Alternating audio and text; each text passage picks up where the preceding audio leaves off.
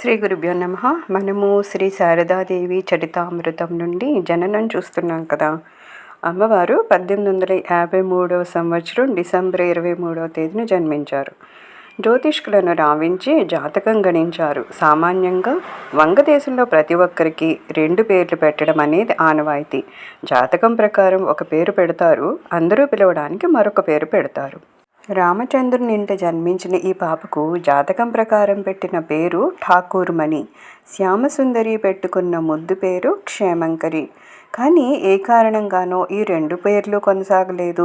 ఆ రోజు అక్కడికి శ్యామసుందరి దేవి సోదరి రావడం తటస్థించింది. ఆమెకు శారద అనే ఆడపిల్ల ఉండేది. కొంతకాలం క్రితము ఆ పాప చనిపోయింది.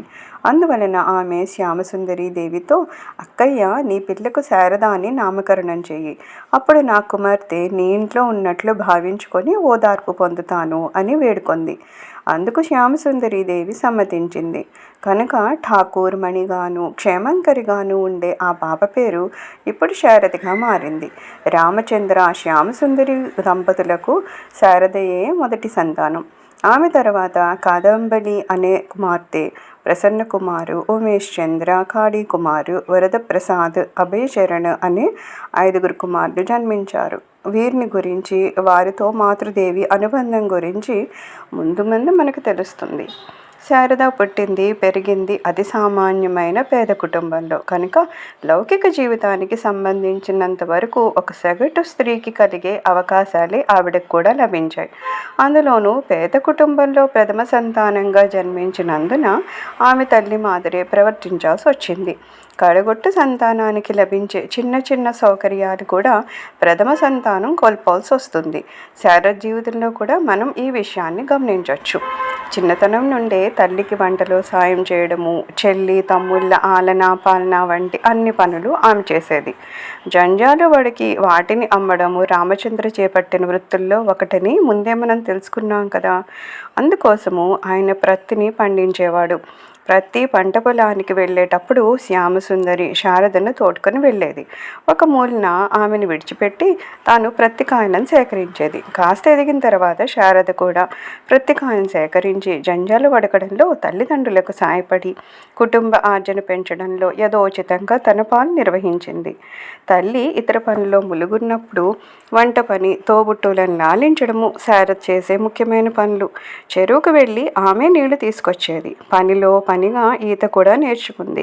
కాలాంతరంలో కామార్పుకూరులో అప్పుడప్పుడు బస చేసినప్పుడు ఈతతో పాటు పాటలు, కుట్టు పని మొదలైనవి కూడా నేర్చుకుంది. ఇంట్లో ఇతరత్ర పనులు కూడా చూసుకునేది. ఆ రోజులను గురించి ముచ్చటిస్తూ కాలాంతరంలో ఇలా అన్నారు.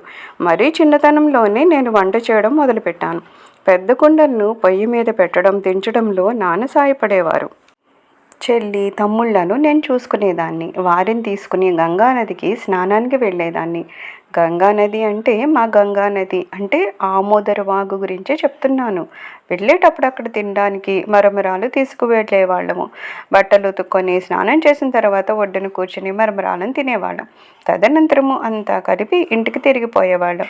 అదేంటో తెలియదు, గంగా అంటే నాకు అలాంటి ప్రత్యేకమైన అనుబంధం ఉండేది. కొన్ని సమయాల్లో మెడలోతు నీళ్లలో దిగి పశువుల కోసమని గ్రాసం కోసేదాన్ని. పొలాల్లో పనిచేసే వారికి మరమరాలు తీసుకొని వెళ్ళి ఇచ్చేదాన్ని. ఒకసారి మిడతలు గుంపులుగా వచ్చి పంటనంతా ధ్వంసం చేసేసాయి. అప్పుడు పొలాలన్నీ తిరిగి నేలరాలిన ధాన్యాన్ని సేకరించాను. తన అక్కయ్యను గురించి కాళీ కుమార్ కాలాంతరంలో ఇలా వ్యాఖ్యానించాడు. మమ్మల్ని అక్కయ్య ఎంత బాగా చూసుకున్నదో కదా. ఎన్ని కష్టాలు పడి పనిచేసింది. వడ్డు దంచడము, దంజాలు వడకడము, పశువులకు గ్రాసం పెట్టడము, వంట చేయడం కూడా అంతా ఆమె. ఇంటి పనులన్నీ ఆవిడే చేసేదని ఒక్క మాటలో చెప్పచ్చు.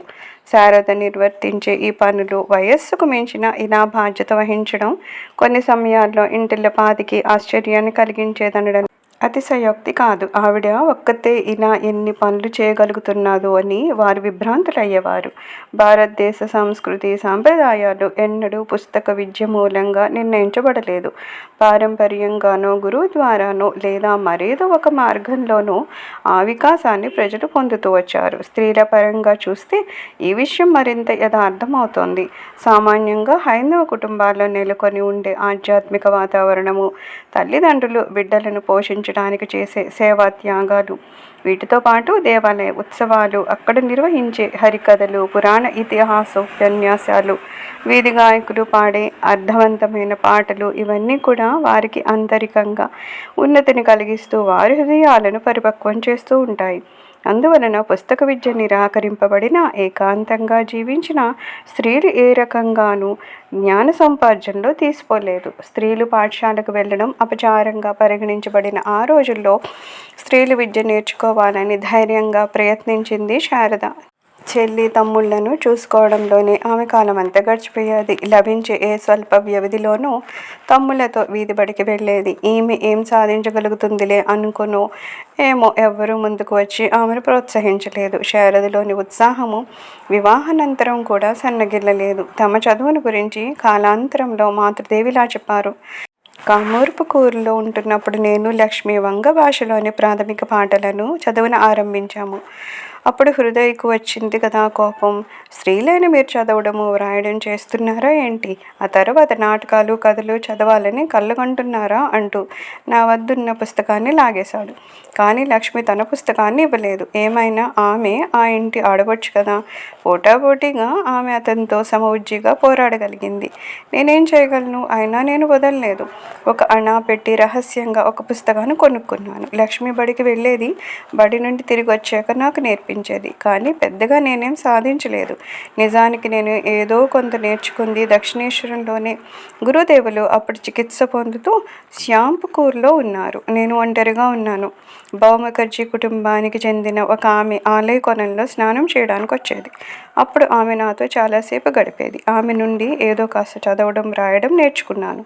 నేర్పించడమే కాకుండా నేను నేర్చుకుంటున్నానా లేదా అని కూడా ఆమె పరీక్షించేది. ఆలయం నుండి నాకు వచ్చే కూరగాయ, ఆకుకూరలు, ఇతర వస్తువుల్లో కొంత ఆమెకిచ్చేదాన్ని. 19వ శతాబ్దంలో ఒక సగటు పల్లెటూరి బాలిక నుండి మనం ఏం ఆశించవచ్చునో అలాగే బాలిక అయిన శారద మెలిగింది. ఇతరుల పట్ల ఆప్యాయత, బాధ్యత, కుటుంబ నిర్వహణ సామర్థ్యము, వీటికి ఆమెలో కొరత లేదు. ఆడుకుంటున్నప్పుడు ఇతర పిల్లలతో పోట్లాడడం, తగాదా పడడం లాంటి గుణాలు ఆమెలో మచ్చికైనా లేవు. ఇతరులు పోట్లాడుకోవడం చూస్తే వారి మధ్య రాజీ చేసేది. ఈ లోకాన్ని కుటుంబంగా పరిగణించవలసినందువల్లనేమో కుటుంబ ఆటల పట్ల ఆమె ఎక్కువ ఆసక్తి కనపరిచేది. కానీ వాటిలో ఆమె ఇంటికి పెద్దగా వ్యవహరించేది. ఇలా సర్వసామాన్యమైన బాలిక కానవచ్చిన ఒక్క విషయంలో ఆమె తన ప్రత్యేకతను ప్రదర్శించింది. ఆ విషయానికి సంబంధించినంత వరకు పసిపాపగా ఉన్నప్పటి నుండి ఆమె ఒక ప్రహేళికగానే ఉండిపోయింది. అది ఆమె దివ్యత్వం. సర్వం శ్రీమాతృ చరణారవిందార్పణమస్తు. లోకా సమస్తా సుఖినో భవంతు. ఓం శాంతి శాంతి శాంతి.